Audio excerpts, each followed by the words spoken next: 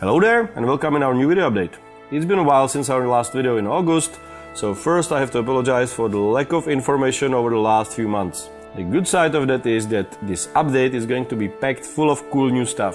The reason why it took us so long is that we are extremely busy working on the game. We have feature log by the end of the year, which means we have to finish all the features and game mechanics by the time, and from that moment we will work only on content and polishing. There is a wall in our office full of papers representing different mechanics.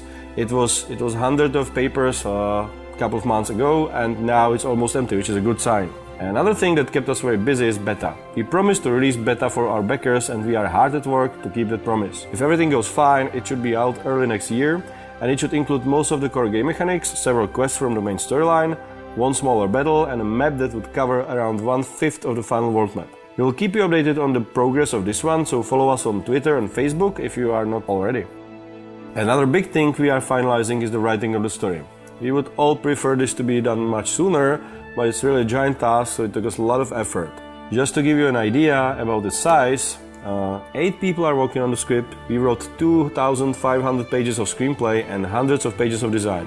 There will be around 70 quests in the game with more than 300,000 words of dialogues, and that's a lot of work, but most of it is already written and we are just working on a couple of last quests. Since the story is mostly written, we started translating the game into English and also with the production of cutscenes, and soon we will start recording voiceovers, and for that we need actors.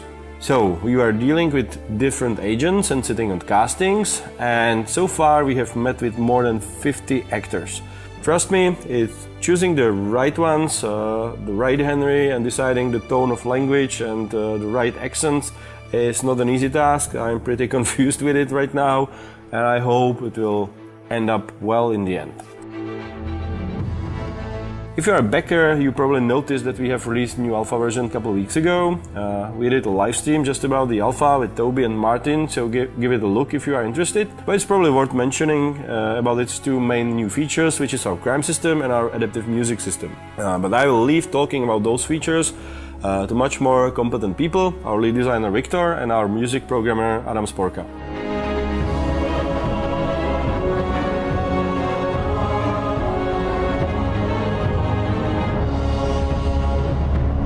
The most important feature of the new alpha gameplay-wise is our crime system. It actually means that you can use the open world to your advantage. You can go anywhere you want, you can steal anything, you can kill anyone.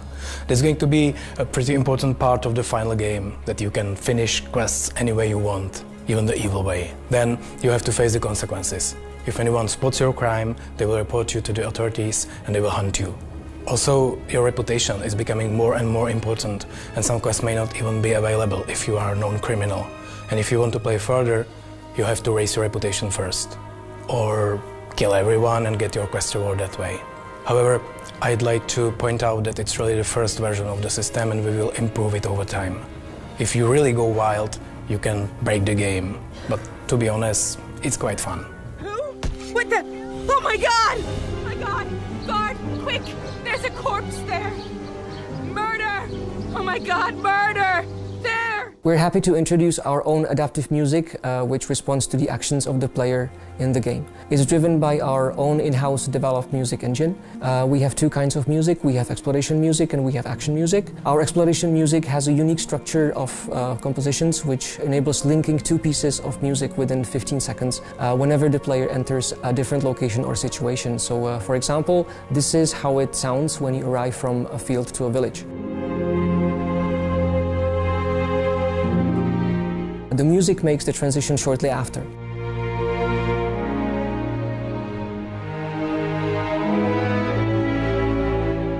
It sounds as if it was composed that way, but in fact there were two different compositions. A different structure is used for the action music, where the transitions need to be much faster.